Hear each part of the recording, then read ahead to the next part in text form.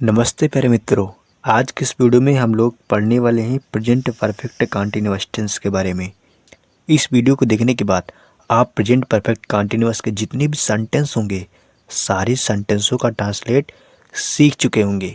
तो आइए आज के वीडियो में हम लोग सीखते हैं प्रेजेंट परफेक्ट कंटीन्यूअस टेंस और प्रेजेंट परफेक्ट कंटीन्यूअस के 4 प्रकार के सेंटेंसों का ट्रांसलेट कैसे किया जाता है। इस वीडियो में मैं आपको कंप्लीट जानकारी देने वाला हूँ, जैसे कि affirmative sentence, negative sentence, interrogative sentence और इंटरोगेटिव नेगेटिव सेंटेंस। 4 तरीके के सेंटेंसों का ट्रांसलेट करना हम इस वीडियो में सीखने वाले हैं। तो यहाँ पे हम लोग पढ़ने जा रहे हैं प्रेजेंट परफेक्ट कंटीन्यूअस टेंस। जब प्रेजेंट परफेक्ट कंटीन्यूअस टेंस पढ़ेंगे तो सबसे पहली बात यही आती है कि इसकी पहचान कैसे करेंगे। क्या है पहचानने का तरीका? जी हाँ दोस्तों, पहचानने का क्या तरीका है कि इन सेंटेंसों के लास्ट में रहा है, रही है, रहे हैं तथा समय भी दिया हो तो वहाँ पे क्या होगा? प्रेजेंट परफेक्ट कंटीन्यूअस टेंस होगा। तो ये हो गया तुम्हारा पहचानने का तरीका।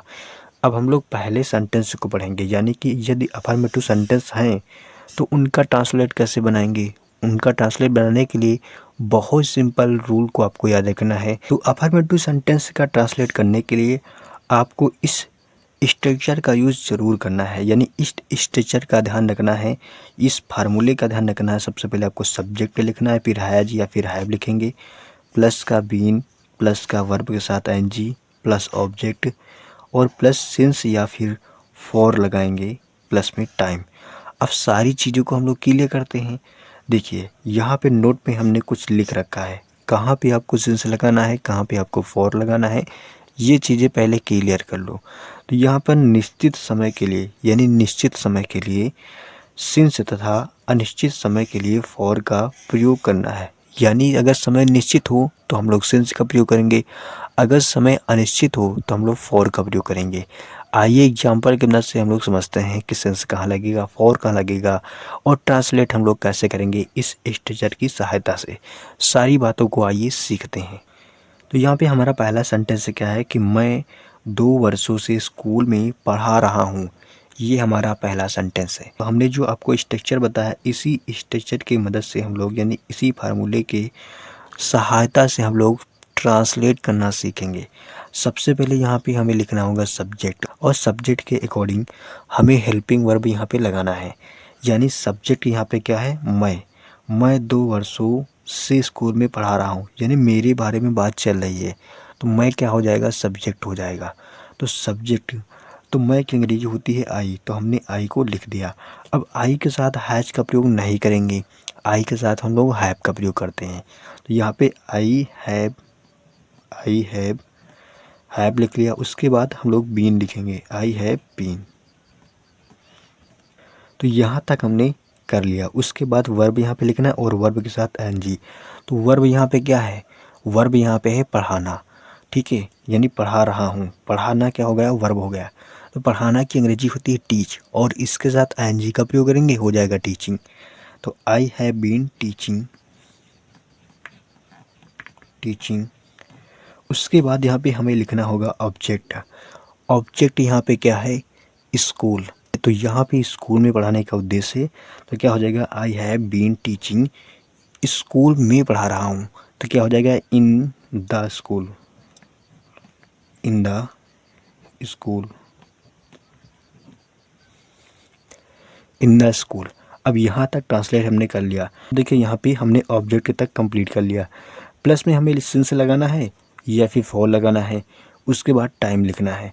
तो यहाँ पे सिंस लगाना है या फिर फॉर। यहाँ सेंटेंस को पढ़ेंगे, मैं 2 वर्षों से स्कूल में पढ़ा रहा हूँ। क्या 2 वर्ष निश्चित समय है?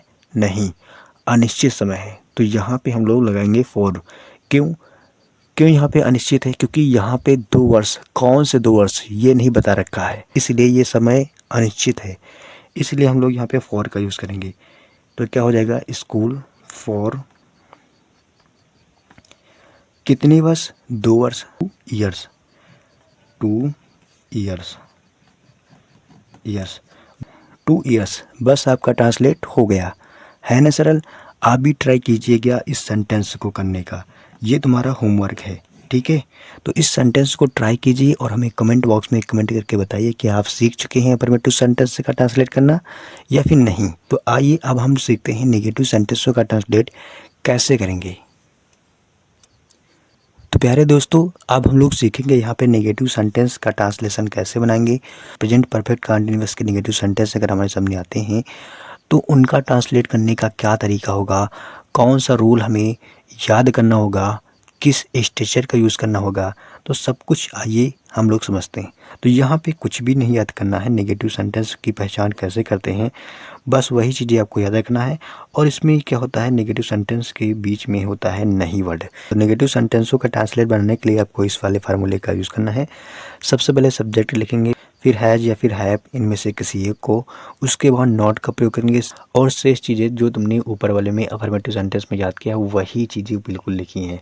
बीन प्लस वर्ब के साथ एनजी, ऑब्जेक्ट, सिंस या फॉर और प्लस में टाइम, इन चीज़ों का आपको ध्यान रखना है। तो आइए पहले सेंटेंस को हम लोग करते हैं और दूसरा सेंटेंस आपका होमवर्क है।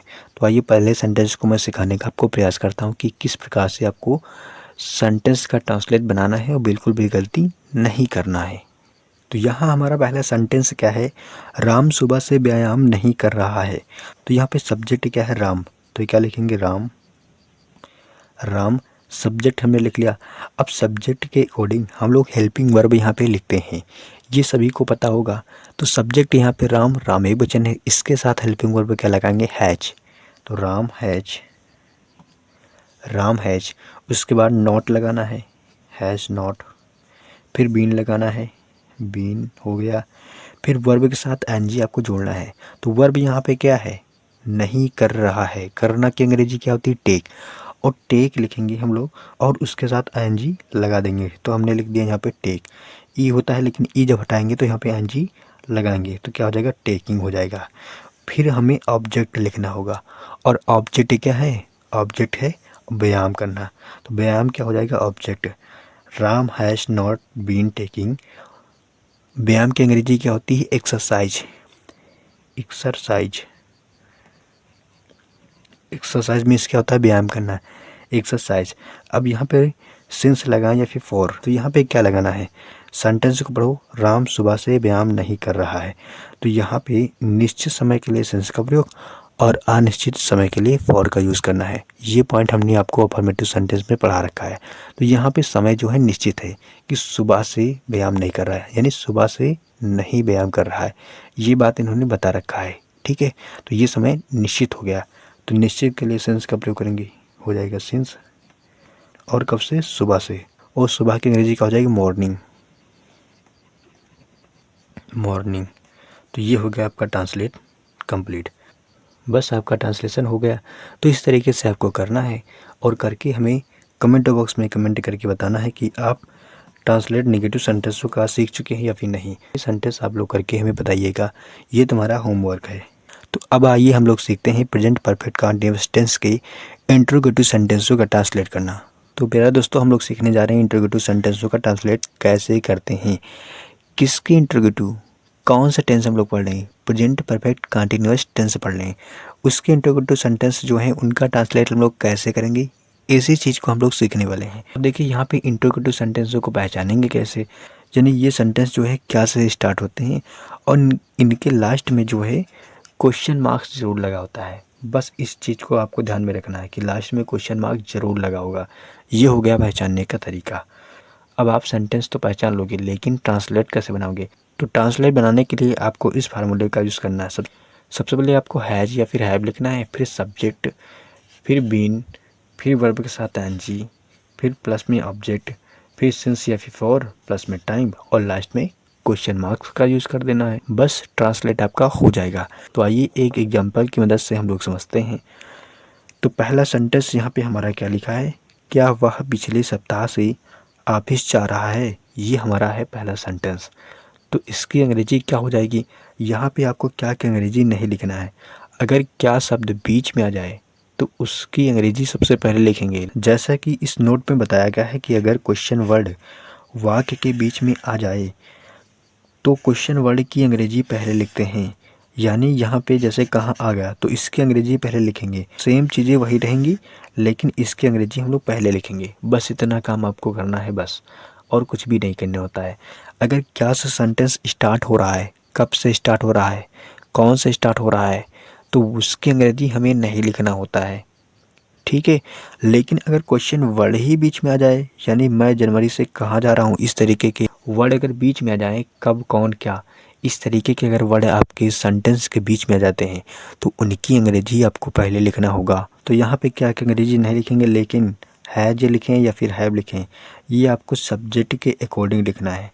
तो यहाँ पे सब्जेक्ट क्या है, वह की अंग्रेजी क्या होती है, ही, और वह के साथ हम लोग हैज का प्रयोग करते हैं। तो क्या हो जाएगा, हैज ही। उसके बाद बीन लिखेंगे, हैज ही बीन। फिर वर्ब लिखेंगे, और वर्ब यहाँ पे क्या है, वर्ब यहाँ पे है गो, यानी जाना। तो जाना की अंग्रेजी क्या होती है, गो, और आईएनजी लगा देंगे, हो जाएगा गोइंग। उसके बाद यहाँ पे क्या लिखेंगे, उसके बाद ऑब्जेक्ट लिखेंगे, और ऑब्जेक्ट क्या है, इनका उद्देश्य क्या है, ऑब्जेक्ट का हिंदी मतलब होता है उद्देश्य, तो इनका उद्देश्य है ऑफिस जाना, तो गोइंग टू ऑफिस हो जाएगा, गोइंग टू ऑफिस। तो यहाँ पे उसके बाद लगाना है आपको सिंस या फिर फॉर। हमने आपको पढ़ा रखा है कि सिंस कहाँ लगाएंगे और फॉर कहाँ लगाएंगे। तो सिंस निश्चित समय के लिए और फॉर अनिश्चित समय के लिए लगाते हैं। तो यहाँ पे समय निश्चित है या फिर अनिश्चित, क्या हुआ, पिछले सप्ताह से, पिछले सप्ताह यानी कि निश्चित है पिछले सप्ताह, तो इन्होंने समय को निश्चित बता रखा है, ठीक है। तो यहाँ पे हम लोग सिंस लगाएंगे, क्या हो जाएगा, सिंस। और पिछले सप्ताह की अंग्रेजी क्या हो जाएगी, लास्ट वीक, सिंस, ओ सॉरी, सिंस। और यहाँ पे पिछले सप्ताह की अंग्रेजी क्या हो जाएगी, लास्ट वीक, लास्ट वीक। और लास्ट में क्वेश्चन मार्क्स का ज़रूर यूज़ करना है, नहीं तो आपका सेंटेंस गलत बना जाएगा। बस इस सेंटेंस का ट्रांसलेट हो गया, इतना ही ईजी है। जी हाँ दोस्तों, अब इस वाले सेंटेंस का ट्रांसलेट करके आप मुझे कमेंट बॉक्स में ज़रूर कमेंट करके बताइएगा। ये है तुम्हारा होमवर्क। अब आइए हम लोग सीखते हैं इंट्रोगेटिव नेगेटिव सेंटेंस का ट्रांसलेट कैसे करेंगे। इंट्रोगेटिव नेगेटिव सेंटेंस का पहचानने का क्या तरीका है कि ये सेंटेंस क्या से स्टार्ट होंगे और लास्ट में क्वेश्चन मार्क्स भी आएगा और बीच में नहीं वर्ड आएगा। तो ऐसे हम लोग पता लगा लेते हैं कि ये सेंटेंस जो होंगे इंट्रोगेटिव नेगेटिव सेंटेंस होंगे, यानी दोनों का मिक्सर होगा, इंट्रोगेटिव और नेगेटिव का। बस यही पहचानने का तरीका, और कोई पहचानने का तरीका नहीं है। लेकिन पहचानने का तरीका आपको मालूम चल गया है, लेकिन सेंटेंस का ट्रांसलेट कैसे बनाना है, तो इसके लिए आपको इस फार्मूले का यूज़ करना है। सबसे पहले आपको हैज या फिर हैव लिखना है, फिर सब्जेक्ट लिखना है, फिर नॉट, प्लस में बीन, प्लस में वर्ब के साथ एनजी, और प्लस में ऑब्जेक्ट, प्लस में सिंस या फिर फॉर का यूज़ करना है, और प्लस में टाइम, और लास्ट में क्वेश्चन मार्क्स का यूज़ कर देना है। बस आपका सेंटेंस का ट्रांसलेट हो जाएगा। तो ये हो गया इंट्रोगेटिव नेगेटिव सेंटेंस का ट्रांसलेट करने का तरीका। तो आइए मैं एक एग्जांपल की मदद से मैं आपको समझाने का पूरा प्रयास करता हूँ। यहाँ पे हमारा सेंटेंस क्या है, वह 2 महीने से उपन्यास नहीं लिख रही है, ये हमारा सेंटेंस है। लेकिन सेंटेंस का ट्रांसलेट करने से पहले आपको इस वाली बात को ज़रूर याद रखना है, यानी अगर क्वेश्चन वर्ड वाक्य के बीच में आ जाए तो क्वेश्चन वर्ड की अंग्रेजी पहले लिखते हैं, तो ये आपको ज़रूर याद रखना है। तो यहाँ पे हम लोग इस सेंटेंस का ट्रांसलेट करेंगे, लेकिन यहाँ पे क्या है कि अंग्रेजी आपको नहीं लिखना है, हैज या फिर हैव लिखेंगे। तो हैज या फिर हैव क्या लिखें, लिखना पड़ेगा हमें हैज। क्यों, क्योंकि सब्जेक्ट एक वचन है, तो एक वचन के साथ हम लोग हैज का प्रयोग करते हैं। तो यहाँ पे हमने हैज का प्रयोग कर लिया। अब यहाँ पे वह 2 महीने से उपन्यास नहीं लिख रही है, कोई लड़की है। इस सेंटेंस पढ़ के मालूम चल रहा है कि कोई लड़की होगी, और लड़की के लिए हम लोग वाक्य अंग्रेजी क्या लिखते हैं, सी लिखते हैं। तो हैज सी, उसके बाद हमें नॉट का प्रयोग करना है, नॉट, फिर बीन लिखेंगे, बीन, फिर वर्ब यहाँ पे हो जाएगा। और वर्ब यहाँ पे क्या है, वर्ब यहाँ पे है तुम्हारा लिखना, और लिखना की अंग्रेजी क्या होती है, राइट, राइट। ई नहीं लगाएंगे, ई नहीं लगाएंगे, ई को हटाएंगे, यहाँ पे एनजी लगाएंगे, हो जाएगा राइटिंग, हो गया तुम्हारा राइटिंग। उसके बाद यहाँ पे क्या नहीं लिख रही, तो उपन्यास नहीं लिख रही, ऑब्जेक्ट लिखेंगे, ऑब्जेक्ट उपन्यास। तो उपन्यास की अंग्रेजी क्या होती है, नोवेल, तो क्या हो जाएगा, आ नोवेल। अब यहाँ पे आपको सिंस या फिर फॉर क्या लगाना है, देखिए, हमने आपको पहले बता रखा है कि सिंस निश्चित समय के लिए यूज़ करते हैं और फॉर का प्रयोग अनिश्चित समय के लिए करते हैं। तो यहाँ पे हम लोग फॉर लगाएंगे। क्यों? क्योंकि यहाँ पे जो समय है अनिश्चित है। क्या बात 2 महीने से उपन्यास नहीं लिख रही है? कौन से 2 महीने? कुछ पता नहीं कौन से 2 महीने, 2012 के 2 महीने, 2015 के 2 महीने, कौन से 2 महीने? तो यहाँ पे कौन से 2 महीने ये बात इन्होंने नहीं बोल रखा है। तो यहाँ पे हम लोग फॉर का प्रयोग करेंगे। For 2 months, 2 months. इसमें क्वेश्चन मार्क्स का यूज़ ज़रूर करना है। बस आपका ट्रांसलेशन हो गया। अब जो सेकंड वाला सेंटेंस ये तुम्हारा होमवर्क है और इस सेंटेंस का ट्रांसलेट करके हमें कमेंट बॉक्स में ज़रूर कमेंट करके बताना है। तो प्यारे दोस्तों, आज की वीडियो में हमने प्रेजेंट परफेक्ट कंटिन्यूअस टेंस के 4 तरीके के सेंटेंसों का ट्रांसलेट करना सीखा। Affirmative sentence, negative sentence, interrogative sentence और इंटरोगेटिव नेगेटिव सेंटेंस, चारों प्रकार के सेंटेंसों का ट्रांसलेट करना हमने सीखा। तो यहाँ से आप नोट्स को अपने बना सकते हो। तो फिलहाल अपना ख्याल रखिएगा, मिलेंगे नेक्स्ट वीडियो में। तब तक के लिए जय हिंद, जय भारत। वीडियो देखने के लिए आपको बहुत सारा धन्यवाद।